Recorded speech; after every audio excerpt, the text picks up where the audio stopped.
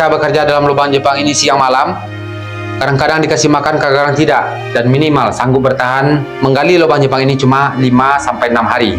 Setelah itu mereka diprediksi sudah banyak yang keletihan, capek, dan sakit, lalu bertumpuklah dalam penjara sampai mati. Satu persatu yang mati dalam penjara di sini, mereka sediakan lorong pembuangan mayat, supaya mayat tidak bertumpuk dalam lubang Jepang. Dan dapur yang kita lihat ini sekarang hanya sebagai tipuan atau kamuflase. Karena dulunya dapur mereka jadikan sebagai tempat penyiksaan atau eksekusi. Ada dua lubang lagi, bagian bawah mereka gunakan sebagai untuk pembuangan mayat. Yang mana lorong yang di bawah ini tembusnya langsung ke Sungai Ngarai Siano. Welcome back to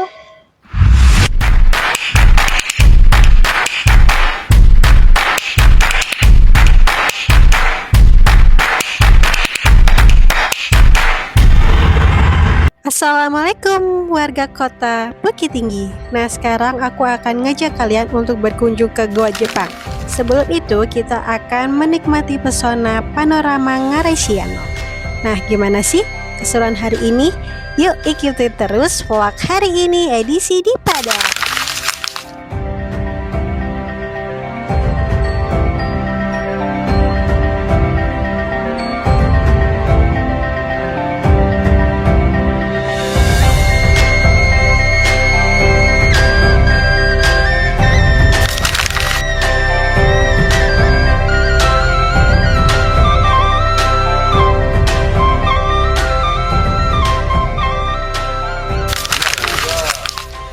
Bagi-bagi, berbagi. Itu kelima ambil limo tadi tiba kilo hanya tadi ada di bawah aja ada yang dia dua tahun lagi nanti itu.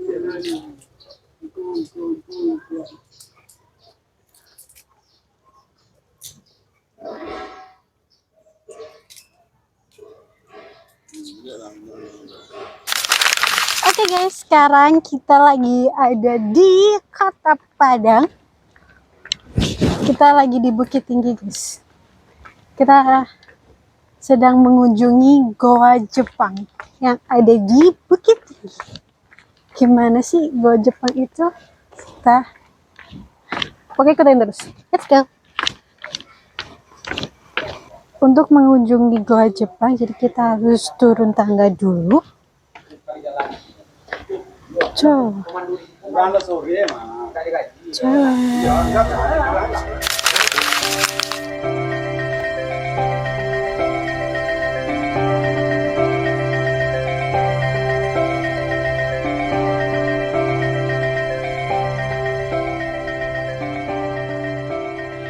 Selamat datang di objek wisata Lubang Jepang, yang mana Lubang Jepang ini terpanjang yang dibuka oleh pemerintah se-Asia Tenggara dengan total panjang 1470 meter. Tapi yang biasa ditempuh oleh pengunjung itu hanya lebih kurang 400 meter atau jalur utama. Nah, posisi awal kita ini sekarang di tempat kita masuk, dulunya awal mula ditemukan hanya sebesar lingkaran bermobil atau kecil. Karena digunakan ini dulunya sampai ke atas sana untuk mengintai musuh. Bukan tempat mereka keluar masuk dari sini. Dan setelah ditemukan dirubah oleh pemerintah, maka bagian atas ini dikorek ulang, ya, diperbesar supaya pengunjung bisa masuk dari atas sini. Lubang Jepang ini seolah-olah berbentuk dulunya seperti botol, yang mana dari luarnya kecil tapi di dalamnya besar. Itu diperuntukkan supaya penduduk yang ada di sekitar Bukit Tinggi ini tidak mengetahui tentang keberadaan lubang Jepang selama penggalian 3,5 tahun Jepang menjajah Indonesia. Nah, lama penggali lubang Jepang ini hanya menghabiskan waktu 2 tahun 8 bulan. Mereka awali penggalian dari 1942, terhenti di pertengahan tahun 1945. Itu pun dikarenakan Jepang kalah atau negaranya Hiroshima dan Nagasaki dibom oleh sekutu. Dan lubang Jepang ini belum siap atau belum sempat dia gunakan sebagai benteng pertahanan oleh tentara Jepang. Jadi setiap sisi lubang Jepang ini dulunya hanya terbuat dari tanah kapur. Yang bagian dindingnya itu banyak gelombang-gelombang yang ada di sebelah kiri dan sebelah kanan, yang dia gunakan sampai sekarang pun masih berfungsi sebagai pemecah suara atau peredam suara, supaya suara kita tidak bergema di dalam lubang atau di dalam terowongan. Contohnya beda dari tempat kita masuk tadi. Kalau dindingnya polos, suaranya akan bergema atau mantul. Nah, di sini tidak akan bergema. Itu diperuntukkan untuk pemecah suara. Maksud daripada mereka menjadikan pemecah suara, dulunya banyak aktivitas suara bunyi-bunyian dari dalam lubang Jepang ini, termasuk letusan senjata tentara Jepang dahulu, supaya masyarakat sekitar lubang Jepang ini tidak mengetahui tentang bunyi-bunyian karena suaranya sudah diredam. Dan semen yang kita lihat ini sekarang sudah direnovasi oleh pemerintah. Maksud dari pemerintah merenovasi supaya bagian dindingnya tidak terkikis, karena tanah lubang Jepang hanya terbuat dari tanah kapur, bukan untuk menahan kekebalan tanah, tapi supaya tidak terkikis ya. Untuk pekerja paksa yang menggali lubang Jepang ini, yang mereka namakan sebagai Romusa, itu konon kabarnya bukan orang pribumi dan juga bukan orang Sumatera, melainkan pekerja paksa mereka datangkan dari Pulau Jawa, Sulawesi, dan Kalimantan. Taktik dan tujuannya, bila ada pekerja paksa ini yang sempat loloskan diri dari jajahan Jepang, mereka tidak bisa berkomunikasi sama masyarakat di sini dikarenakan beda bahasa. Contoh yang datang menggunakan bahasa Jawa, orang tempatan menggunakan bahasa Minang, karena bahasa Indonesia dulunya belum ada. Itu supaya tidak membocorkan rahasia, supaya nggak tahu. Dan begitu juga sebaliknya, orang Minang atau orang Bukit Tinggi yang mereka culik dulunya oleh tentara Jepang, mereka pun juga dijadikan sebagai Romusa untuk menggali terowongan yang ada di daerah lain, seperti di Pulau Jawa, misalnya ada di Bandung, di Dago Pakar, Semarang ada di Lawang Sewu, Biak, sampai Papua. Ya. Nah, posisinya kita sekarang sudah di tempat yang rata, kita tidak mempunyai sinyal handphone, dan lubang Jepang ini pun tidak pernah kebanjiran ya, karena satu tetes pun air hujan tidak pernah masuk. Sengaja mereka gali terowongan ini di kedalaman 40 meter, prediksi dari tentara Jepang atau dari pemerintah Jepang dulunya, supaya bisa menahan letusan bom yang daya bom mencapai 500 kilo. Dan segi dari untuk kejadian alam seperti gempa yang pernah melanda kota Bukit Tinggi ini dengan skala 6,2, alhamdulillah tanah lubang Jepang tidak ada yang rubuh, yang lepas cuma semen yang baru direnovasi oleh pemerintah ini. Karena semen bukan untuk menahan kekebalan tanah, tapi supaya tidak terkikis. Inilah bentuk original daripada lubang Jepang yang awal mula ditemukan sampai sekarang. Ini sengaja tidak direnovasi oleh pemerintah, hanya terbuat dari tanah. Rata-rata ketinggian lubang Jepang awal mula ditemukan kurang lebih 165 cm, dikarenakan dulunya Jepang hanya orang pendek-pendek dan mereka menggali terowongan ini hanya seukuran badan mereka. Ini contohnya, itu pendek. Dan ini ruang pertama. Panjang satu ruangan masing-masing semua yang ada dalam terowongan ini mencapai 30 meter, dan bagian ujung juga ada jalan untuk menghubungkan antara lorong pertama sama lorong yang lainnya. Karena 21 terowongan yang ada dalam lubang Jepang ini bersifat connecting atau labirin, dan ada 42 persimpangan. Ini dia bekas guna dulu sebagai gudang senjata atau ruang amunisi. Jadi di sini mereka taruh senjata-senjata Jepang. Yang awal mula ditemukan dulu masih banyak yang aktif, maka pemerintah memindahkan langsung ke Museum Perjuangan. Ya, Jadi ini perbaikan. ini sudah perbaikan yang semennya. Ya, aslinya seperti ini atau Nah, seperti ini yang asli. ini. Ya. Dan kurang lebih sekitar bisa lihat kita dari sini sekitar 70 cm atau 80 cm lah bagian ke bawah. Semua jalan ini sudah dikorek ulang oleh pemerintah atau ditinggikan supaya pengunjung bisa masuk. Berarti dulu nggak kayak gini. Nggak, dari sini ketinggiannya di sini ke atas aslinya. Oh, Dan ketinggian. jalannya nggak ada yang rata seperti itu. Berarti pendek banget. Pendek, orang Jepang dulunya pendek-pendek. Mereka menggali terowongan ini sengaja seukuran badan mereka, dikarenakan ketika itu lawan mereka tentara sekutu atau Amerika, yang mana tinggi mereka di atas 170. Jadi maksudnya, bila ada serangan dari tentara sekutu atau Amerika, mereka akan kesusahan untuk menyerang benteng pertahanan Jepang, dikarenakan ketinggiannya ini. Ya, Cuman sini sampai sini. ya kurang lebih 165. Wah. Pendek. Awal mula lubang Jepang ini ditemukan dengan secara tidak disengaja oleh masyarakat yang ada di sekitar Bukit Tinggi ini, itu 1 tahun setelah Indonesia merdeka atau tahun 1946, ditemukan secara tidak disengaja. Ini masih gudang senjata yang kedua, tapi bukan dari tadinya pemerintah sudah renovasi ulang di tahun 2012, yang rencana pemerintah akan mendirikan di sini seperti mini teater atau bioskop mini tentang perfilman dokumenter penjajahan Jepang dahulu. Dan dikarenakan itu hanya rencana dari pemerintah Bukit Tinggi, dan banyak ruangan yang akan mau dia rehab, termasuk ruang pameran, museum sosiologi, museum diorama, musola, toilet, dan kafe. Nah, maka pemerintah pusat pun tidak memberi izin lagi, alasannya bisa menghilangkan bentuk sejarah, dan tidak patut juga tempat sejarah dijadikan seperti tempat begitu. Oke. Makanya terbengkalai.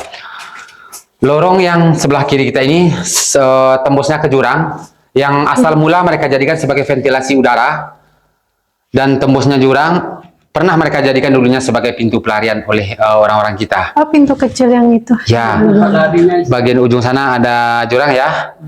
Pernah dijadikan sebagai pintu pelarian bagi yang nekat. Maksudnya, dikarenakan ketinggian tebing atau ketinggian jurang mencapai 70 meter. Dan kurang lebih mereka menggunakan alat untuk turun, ya seperti akar-akar kayu atau pohon-pohon kecil yang ada di luar sana. Dan lorong ini pun pernah dijadikan tentara Jepang sebagai untuk bunuh diri, dikarenakan Jepang mempunyai prinsip dalam peperangan mereka yang namanya harakiri atau kamikaze. Dan maksud dari harakiri atau kamikaze, bila kalah dalam perperangan, mereka dianjurkan segera untuk prajuritnya untuk bunuh diri. Biarpun bagaimana caranya, lompat ke jurang atau bunuh diri dengan senjata dia sendiri. Supaya tidak menahan malu atau supaya tidak membocorkan rahasia. Itulah maksud atau ini punya tentara Jepang. Ini tulisan apa? Vandalisme apa? Ya, tulisan itu maaf karena dulunya rombongan anak studi tour mencapai 500 orang yang datang ke sini. Kami pun sebagai pemandu tidak bisa mengontrol. Inilah seperti vandalismenya anak-anak remaja. Nah, Sangat disayang. kalau sebenarnya nggak boleh ya, nah nggak boleh. Tuh, hargain tempat sejarah. Ya benar, ini masih gudang senjata. Yang kelima, Banyak ruang amunisi ya? ya. Dan ya banyak Bu. Dari senjata yang ditemukan dulunya banyak dari peluru yang kecil sampai senjata yang laras panjang. Bila ada pengunjung yang ingin melihat senjata peninggalan dari tentara Jepang, itu pun masih ada yang tersisa, yaitu di Museum Dwi Eka Dharma yang ada di Kota Bukit Tinggi ini.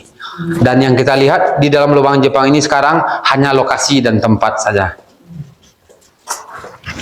Ini nanti bisa ke ruang pembantaian. Ya, ya. Nah, sekarang kita baru di pertengahan. Yang kita lewati tadi baru 6 lorong. Sekarang dari ujung sebelah kanan saya sampai ujung sebelah kiri ada 15 terowongan masih bersifat connecting. Dua di antaranya bekas ruang makan untuk pekerja paksa kita dahulu, yang sebelah kiri dan sebelah kanan saya ini. Maksud mereka ruang makan di sini, pekerja paksa orang kita dulunya, mereka pun juga dikasih makan oleh tentara Jepang. Tapi apabila dapat hasil rampasan dari penduduk yang ada di sekitar sini, maksudnya penduduk yang akan menjual hasil kebun, mereka dirampas oleh tentara Jepang. Bila dapat hasil rampasan, mereka baru makan. Bila tidak ada, mereka pun tidak akan makan. Tapi tetap namanya pekerja paksa atau romusa, mereka tetap bekerja siang malam. Dan itu disayangkan awal mula ditemukan di ruang makan ini hanya bekas mereka tinggalkan berupa piring dan gelas hanya terbuat dari batok kelapa sama potongan bambu. Itu pun sudah lapuk, ada makan rakyat, pemerintah langsung buang. Dan rencana dari pemerintah mau juga dibikin seperti replika peninggalan yang lama. Nah, itu masih dalam tahap rencana. Kita Berarti kesana dulu. aslinya dibuang. Yang aslinya dibuang karena sudah lapuk, sudah makan rayap ya, tinggal sedikit-sedikit, makanya dibuang ya. Nah, sebagian daripada rumusa ini banyak juga yang mati mereka karena kelaparan, karena tidak sesuai gizi yang mereka makan sama tenaga yang mereka keluarkan. Ya. Dan ini contohnya ruang paling terbesar di antara ruangan yang lain yang pernah mereka jadikan sebagai ruang meeting atau ruang rapatnya tentara Jepang. Kenapa mereka mempergunakan di sini? Yang pertama, ruangan ini paling besar. Yang kedua, di sini suara saya bergema dan mantul karena tidak adanya pemecah suara yang tadi. Dan maksudnya mereka tidak perlu juga untuk menggunakan mikrofon dan tidak perlu juga untuk teriak-teriak. Contohnya saya bicara sekarang pelan saja, suara saya jelas sampai ke ujung lorong. Ini lorongnya kalau misalnya buat rapat itu bisa berapa orang? Kalau Bisa kurang lebih 100 orang kapasitas satu terowongan ini. Ya. Oke, kita lanjut ke sana. Termasuk peninggalan yang di ruang sidang ini ada meja dan bangku ya. Ya. Seperti yang saya bilang tadi, karena sudah 1 tahun ditinggal oleh tentara Jepang atau semenjak penjajahan baru ditemukan, jadi semua sudah lapuk atau semua sudah dimakan rayap. Dan ini lorong barak-barak militer atau tempat tidur tentara-tentara Jepangnya. Total tempat tidurnya ini ada 12 ruangan semuanya. Yang bagian depan kita ini ada 4, bagian belakang sana ada 8 ruangan lagi. Ini contohnya, ini sudah tambahan Ibu, meja dan bangku ya. Termasuk besi pagar ini yang tadinya mau didirikan kafe di dalam lubang Jepang ini. Yang tidak diizinkan oleh pemerintah pusat. Kafe. Ya. serem dong masuknya. Nah, itulah Kak, itu hanya rencana sesaat. Tapi kalau kaki ya nggak bagus sih. Sebenarnya kalau dari pendapat saya atau pemandu di sini, tidak ada barang yang bertahan ditaruh dalam lubang Jepang ini dikarenakan udara dingin dan lembab. Iya. Ya. Itu tembusnya masih ke jurang yang pernah juga mereka jadikan sebagai pintu pelarian yang kedua. Atau asal mulanya dulunya mereka jadikan hanya sebagai ventilasi udara dengan ketinggian tebing mencapai 70 meter hingga dasar sungai Ngarisiano. Kita belok kanan melalui barak-barak militernya ini. Barak militer. Ini banyak yang lepas juga waktu gempa. Semen ini, contoh yang saya bilang tadi Bu ya, semen ini supaya tidak terkikis ya, bukan menahan kekebalan tanah. Berapa persen dari pemerintah renovasi Goa Jepang? Kurang lebih renovasinya ini ada mencapai 35%. Oke. Kita lihat penjara sebentar. Sebelahnya ada dapur penyiksaan. Karena untuk renovasi dalam lubang Jepang ini tidak boleh terlalu banyak. Dikarenakan lubang Jepang ini masih banyak mempunyai teori-teori, contoh seperti skat-skat yang ada di sini. Maka yang dikorek ulang oleh pemerintah hanya cuma bagian lantai, bukan bagian atas, bukan bagian samping. Ya. Awal mula direnovasi oleh pemerintah di tahun 1985 dan di tahun 1986 itu lubang Jepang ini baru dibuka untuk objek wisata yang meresmikan ketika itu Bapak Menteri Fuad Hasan. Jadi sebelum dari tahun 85 alat penerangan mereka menggunakan api obor, meja hanya terbuat dari rotan atau dari bambu. Dan yang kita lihat sekarang ini seperti semen, besi, atau lampu yang lainnya, itu sudah diperbarui sejak 1985. Ini contohnya pertama, ini dapur penjara yang diperuntukkan untuk pekerja paksa kita atau romusa kita dulu yang tidak sanggup bekerja lagi. Dikarenakan mereka bekerja dalam lubang Jepang ini siang malam, kadang-kadang dikasih makan, kadang-kadang tidak, dan minimal sanggup bertahan menggali lubang Jepang ini cuma 5-6 hari. Setelah itu mereka diprediksi sudah banyak yang keletihan, capek, dan sakit, lalu bertumpuklah dalam penjara sampai mati. Konon kabarnya dalam penjara pun mereka tidak dikasih makan, yang sakit pun tidak akan diobati. Dan satu persatu yang mati dalam penjara di sini, mereka sediakan lorong pembuangan mayat, supaya mayat tidak bertumpuk dalam lubang Jepang. Dan dapur yang kita lihat ini sekarang hanya sebagai tipuan atau kamuflase. Karena dulunya dapur mereka jadikan sebagai tempat penyiksaan atau eksekusi pekerja paksa kita yang melawan sama tentara Jepang. Boleh kita lihat ke dalam dapur ini, ada 2 lubang lagi. Bagian bawah mereka gunakan sebagai untuk pembuangan mayat. Yang mana lorong yang di bawah ini tembusnya langsung ke sungai Ngaresiano yang berbentuk seperti pelosotan, yang dalamnya kurang lebih 65 meter dan dulu ditemukan lebih besar daripada ini. Semenjak di semen ini diperkecil supaya tidak ada kecelakaan anak-anak yang jatuh maksudnya. Dulu bisa masuk ya? Besar, kurang lebih segini besarnya ya. Ini diperkecil karena sudah dikasih semen ini, maka ini hanya dibuka kecil aja. Sebagai petanda. Ya, petanda. Dan lorong yang di atas mereka gunakan sebagai alat untuk pengintaian.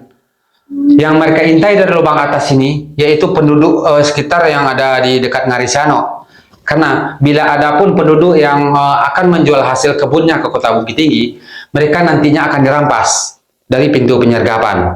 Dan kurang lebih cara kerja mereka mengintai, mereka naik ke atas sekitar 10 meter, tebusnya langsung ke tepi tebing. Jadi dia nampaklah 3 perkampungan yang ada di bawah sana.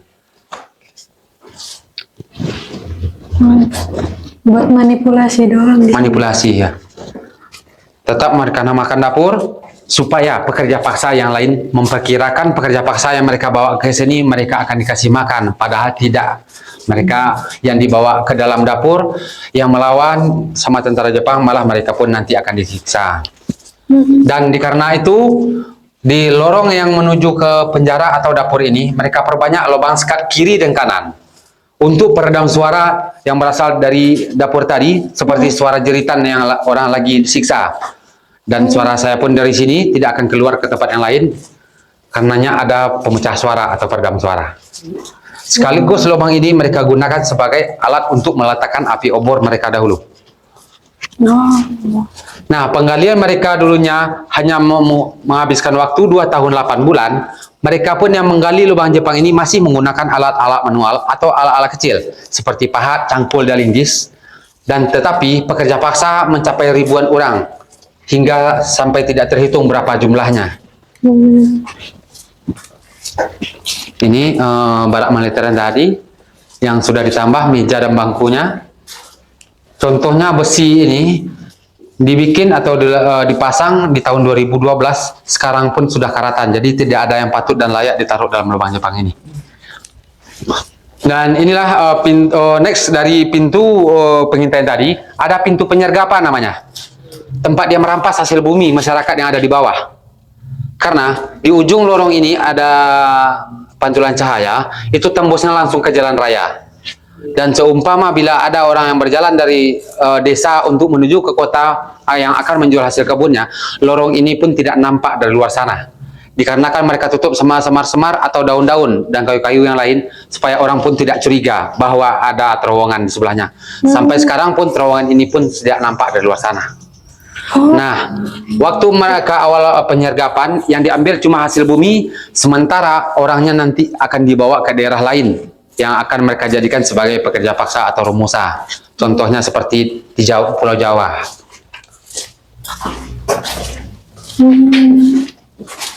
Ini ruang sidang tadi yang paling besar. Berarti kalau warga dari luar yang pintu tadi nggak bisa, masih sampai sekarang masih nggak kelihatan. Nggak kelihatan. Tapi kalau dari sini ngelihat keluar bisa. Lihat cahaya cuman. Ya. Cahaya doang. Tapi kayak ada rumput ya tadi. Ya, rumput-rumput. Tadi pun kita dengar ada suara mesin mobil yang lalu kan? Iya. Motor pun yang lalu. Oh.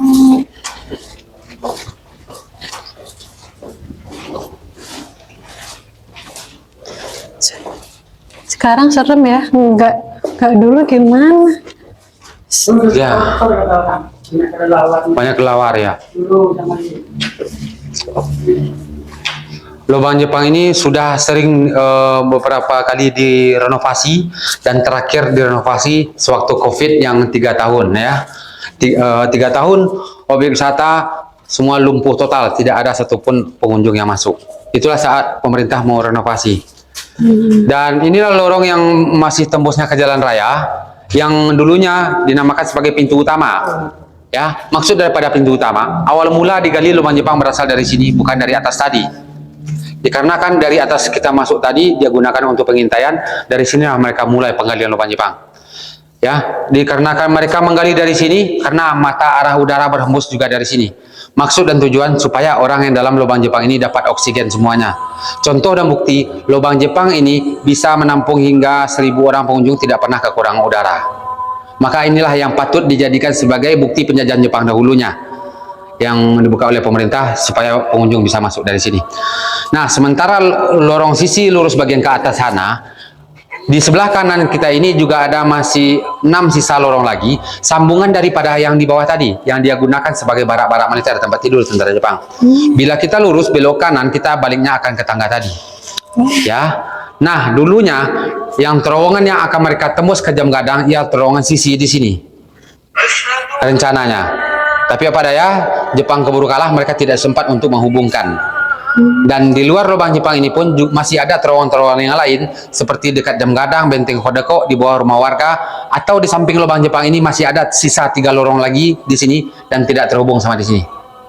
Oke, yang itu dinamakan sebagai pintu utama. Oke, mau foto di sini? Tenang, bagus foto di sini, depan kabel kebo. Lubang Jepang ini masih menyimpan satu misteri yang tidak terungkap sampai sekarang. Ya, misterinya itu, asal sejarahnya itu yang tidak diketahui. Sampai detik ini pun tak satu orang yang tahu kemana dia buang hasil tanah korek lubang Jepang ini. Itu pun siasat mereka supaya tidak membocorkan rahasia, dikarenakan tanah lubang Jepang ini terlalu banyak. Seandainya pun mereka buang keluar, penduduk akan curiga, dan satu lokasi mereka buat akan terbuat juga lah satu buah bukit yang besar. Jadi sampai detik ini tak satu orang pun yang tahu kemana dia buang hasil tanah lubang Jepang ini, yang menjadi misteri. Ya, ya. Dan konon kabarnya yang membuang tanah lubang Jepang ini pun bukan romusa, melainkan langsung dari tentara Jepangnya. Oh, Dikarenakan yang menceritakan histori tentang keberadaan lubang Jepang ini, apa guna dalam terowongan ini, dulunya bagi pekerja paksa yang sempat meloloskan diri, tapi sayangnya mereka tidak tahu kemana buangan tanah. Maka yang membuang tanah ini langsung dari tentara-tentara Jepangnya. dan bisa dicari. Jadi Pinten kita hilangin keluarnya jejak. dari sini, nggak naik tangga lagi, langsung ke parkiran. Itu jalur alternatif yang dibuka oleh pemerintah, dikarenakan yang ingin masuk dalam lubang Jepang ini bukan kaum muda-mudi aja, yang tua pun lanjut usia pun masih ingin melihat keindahan lubang Jepang atau kecantikan lubang Jepang ini. Dan ini tadinya yang masih dalam rencana pemerintah di tahun 2012 yang akan didirikan musola, sebelah kanannya akan didirikan toilet. Oh, Nah, tapi tidak jadi. oke, sekian itu tadi tentang Labang Jepang, singkatnya seperti itu ya guys. Jadi kita juga dijelasin sama tour guide-nya apa aja yang terjadi di Labang Jepang. Dan terima kasih sudah ikutin vlog aku hari ini. Jangan lupa untuk like, comment, dan subscribe to this video. Bye.